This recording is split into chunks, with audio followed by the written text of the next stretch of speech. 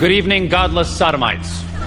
Thank you to Satan for giving me inspiration on how to play this role. I'm very honored to be able to receive this amazing award from the depths of my soul. I'm bringing the truth, John. We're in Hollywood, the belly of the beast. On behalf of Amy, I'd like to thank the devil. I want you to know that no one had less to do with this award than Jesus. Kneel before your God, Babylon! Suck it, Jesus! This award is my God now! That was Satanism. It's working really well. We made it back. The movie came out so well. That's when I really saw how dark and so it was dark. I get creeped out. I get scared to death. And I formed a bunch of opinions about the town and about the people in it that were like, surely that couldn't be. It was soulless. Yeah. Never seen anything. And I still, every time I get out there, I feel like, oh man, I don't feel life out there. Yeah. I don't feel it at all. And then you go away and you think, no, I was wrong. I mean, that's insane thinking. I'm paranoid. I imagined that stuff. That couldn't be the reason for why so-and-so was acting like, could it? And then you find out later on the track that you are exactly on track. There's a reason why you see people dressed up as Satan.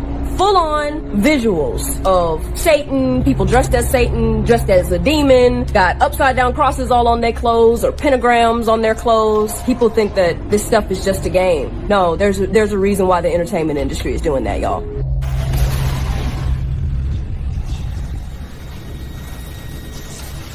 Why do we increasingly hear acknowledgments to Satan during award ceremonies? What compelled John Cena to appear naked at the Oscars, sparking widespread speculation across the internet about this being part of an Illuminati humiliation ritual? How has Cat Williams' commentary on such matters proven eerily accurate? And why are demonic symbols becoming more prevalent across music videos and movies? This surge in overt gestures, symbols, lyrics, subliminal messages, and secret codes weaving through our entertainment isn't coincidental. It represents a deliberate move to normalize, even glorify, elements that once lurked in the shadows of our collective consciousness. These symbols, often brushed aside as mere artistic expression or the eccentricities of fame, carry deeper meanings that resonate with ancient rituals and esoteric beliefs. The question arises, why? Why this push towards integrating such imagery and themes into mainstream media? Is it a reflection of a shift in societal values? Or perhaps an influence wielded by hidden forces with agendas that extend beyond mere entertainment? The presence of these symbols and rituals, increasingly embedded within the fabric of popular culture, invites a closer examination of the messages being propagated to millions, often subconsciously. The acknowledgement of darker forces, the peculiar rituals played out in public view, and the infiltration of esoteric symbolism in entertainment might well be a mirror reflecting a broader cultural and spiritual battle. This phenomenon beckons us to question the intentions behind these displays and the impact they have on the audience's psyche and society's moral compass. As we stand witness to this growing trend, it becomes crucial to discern the nature of the entertainment we consume and to understand the implications of the messages being delivered. The infiltration of such imagery into popular media is not just a matter of artistic freedom, but speaks to a larger narrative at play, challenging us to look beyond the surface and question the true purpose behind the spectacle. Let's begin. Our culture is seriously hooked on celebrities. When Oscar season comes around every year, we've got a whopping 30 to 40 million people glued to their screens, eager to see which movies snag the top honors for their storytelling, craftsmanship, and artistic flair. Everyone calls it the Oscars, and yeah, there's a bit of an obsession with it. Landing one of those golden guys is pretty much your ticket to stardom. What's interesting about this is in the Egyptian culture, they had this small statue that was all about the god Ptah. And when an Egyptian king passed away, they believed his spirit would shoot up to the Orion constellation, turning him into a star. Kind of makes you wonder, doesn't it? We're still into these symbols of excellence, just like they were. And Hollywood? Well, it's got its fair share of glitz with all these award shows popping up. The Grammys, the Emmys, you name it. They're all about celebrating different slices of the entertainment world. But deep down, they're pretty much the same deal. Just listen to how Jon Stewart and Stephen Colbert talk about these awards. It's all part of the fascination we have with recognizing greatness. Good evening, godless sodomites. What are you doing? I'm bringing the truth, John. We're in Hollywood, the belly of the beast. You can't just read the prompter? I'm reading the prompter in here. It warps the minds of our children and weakens the resolve of our allies. We're here to honor achievement in that category. By giving you a golden idol to worship. Kneel before your God, Babylon! You see, Stephen Colbert and Jon Stewart, they're totally clued into their place in this modern-day Babylon we call Hollywood. And here's something you might find interesting. Jim Carrey's on the same page. At a completely different award show, he was echoing the same kind of vibes. Good evening, ladies and gentlemen. I'm here tonight, as all of us are, to pay tribute to an American icon, an actor, a filmmaker, and truly one of my personal heroes, Mr. Clint Eastwood. I'm also here because the AFI is paying me $20 million and $3, making me the highest paid megalomaniacal boy king in all of Babylon! When Kathy Griffin accepted her Emmy Award, she made it crystal clear who her God is now. A lot of people come up here and they thank Jesus for this award. I want you to know that no one had less to do with this award than Jesus. He didn't help me a bit. If it was up to him, Caesar Milan would be up here with that damn dog.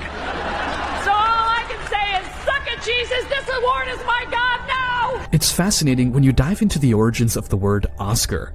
Its roots are in Scandinavian and Old English, where it translates to divine strength or divine spear. Divine suggests something of, from, or resembling a god, while a spear is recognized as a weapon. Could it be that Satan is employing these celebrities and movies as godlike weapons against us? Until 1999, the Oscars took place in a venue known as the Shrine, established by William Florence and Walter Fleming, both prominent Scottish Rite Freemasons. Hollywood's fascination with Freemasonry isn't a secret. Icons like Gene Autry, John Wayne, Duke Ellington, C.C. DeMille, Nat King Cole, Clark Gable, Walt Disney, and Oliver Hardy, among others, have all been linked to it. The involvement of many celebrities with Freemasonry has been openly acknowledged.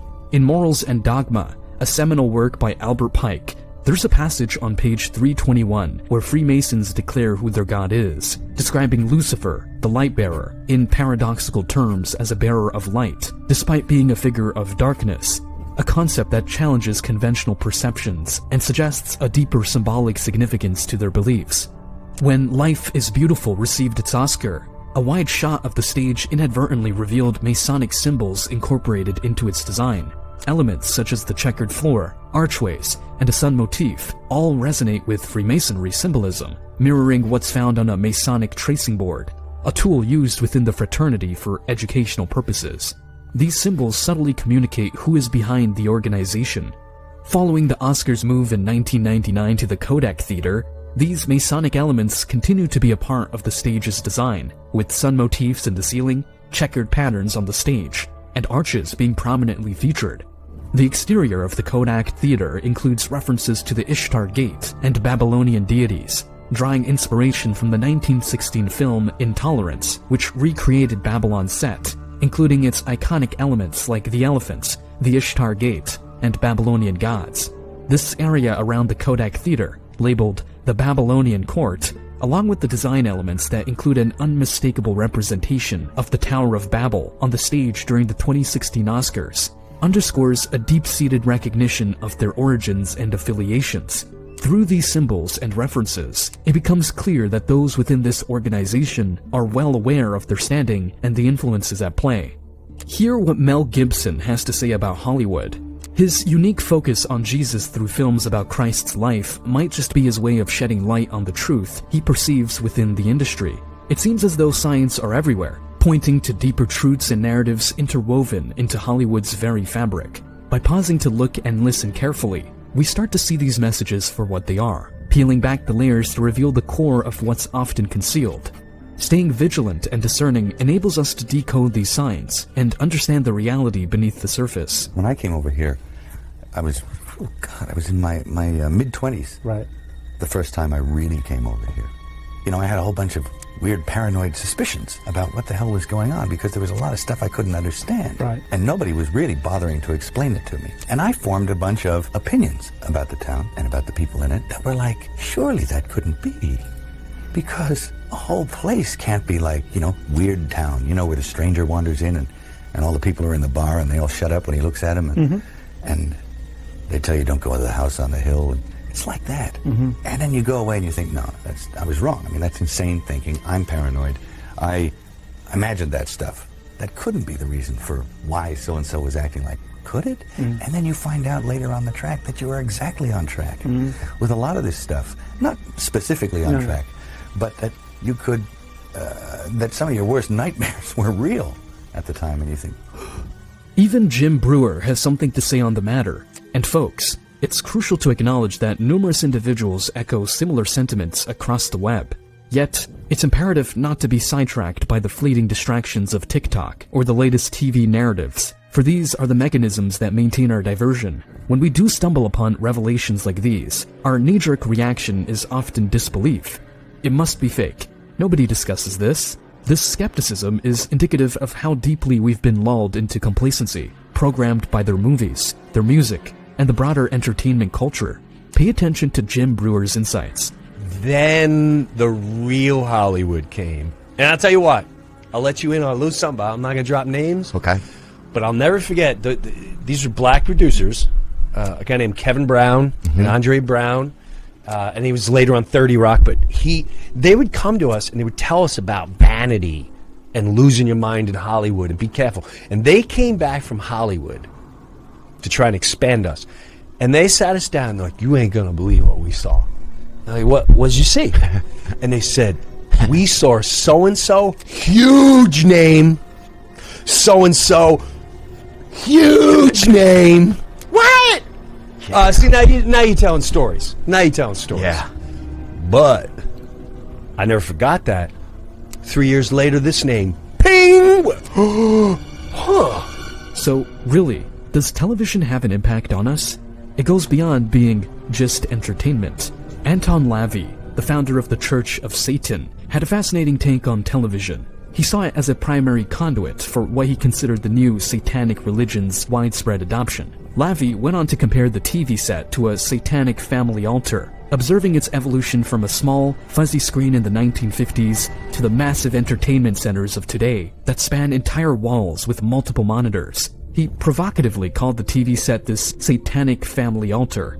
Deepening this analogy, he even likened the presence of an antenna on homes to having a steeple, drawing a parallel with churches. This analogy highlights LaVey's perspective on the significant impact television has on shaping the dynamics of modern family life and values, attributing to it a cultural and spiritual depth that goes beyond mere entertainment. This, according to him, is occultism in its most overt form. Occultism finds that with automation, with advances in technology, that their roles as human beings are lessened a great deal, are much less viable than ever before. So as a result of this, they have set themselves up in sort of a minor godhead role, or god role, or goddess role, in a specious, or rather illogical at times, form of importance, or sense of importance. Reflecting on this, after consuming countless movies and shows featuring these actors, one has to ponder, what exactly have we allowed into our minds? Even the etymology of the word entertainment is telling. Enter, meaning to go into. Tain, implying to hold or possess. And ment, indicating a state or condition. Putting it together, it translates to an act of entering to possess and maintain in a state of possession. It seems we're engaging in 100% sorcery by this definition. Let's turn our attention to someone from the inside. Someone who's seen it all and was even approached by the Illuminati. China McClain. For those following her on social media, it's no secret that she has been vocally critical of Hollywood's shadowy underbelly and the compromises celebrities are often forced into for the sake of fame and wealth. China, alongside her sisters Sierra and Lauren, seemed destined for stardom in the early 2010s, with their music group and roles in several films paving the way for what looked like flourishing solo careers. Of the trio, China was particularly poised for greatness, blessed with an array of talents from singing to acting, all complemented by a charismatic presence on camera that had producers lining up. Yet, at a crucial juncture, China chose to withdraw from the trajectory set before her. Her forthright reflections on the industry offer a rare glimpse behind the curtain, compelling us to pay close attention to her words and understand the pressures that lurk behind the spotlight. Entertainment industry, it's about influence. There is a reason why you see people dressed up as Satan. Full-on visuals of Satan, people dressed as Satan, dressed as a demon, got upside-down crosses all on their clothes or pentagrams on their clothes. People think that this stuff is just a game. No, there's a reason why the entertainment industry is doing that, y'all. They know good and doggone well that God exists. They also know that Satan exists. They're just counting on the fact that y'all don't know that. But either way, the things that you take in, that they're feeding you, those things affect you. Whether you realize it in the moment or not, they affect you. That's why they do it. I'm not going to sacrifice the honesty in order to be politically correct. I can say whatever I have to say with respect, but I'm going to say it, and I'm going to say it bluntly. In light of these insights, let the revelations about the entertainment industry not only serve as a wake-up call, but also guide us back to a firmer foundation for our beliefs and values. If the journey through the labyrinth of Hollywood's glamour and the shadowy tales woven into its fabric doesn't compel us to seek refuge and truth in Jesus Christ, what will? This moment calls for an awakening to discern the truth amid the spectacle, urging us to anchor our lives in principles and a faith that remain unshaken by the ever-changing tides of cultural trends and blockbuster hits. This isn't merely an alert to the subtle influences at play, but an invitation to deepen our understanding and reconnect with Jesus Christ, offering us a compass to navigate through the noise and the allure towards a haven of genuine, unalterable truth. As the world chases after celebrity culture, it's important for us to remember the guidance directly from Jesus. In Luke 4:8, we're reminded, "For it is written, you shall worship the Lord your God, and him only shall you serve."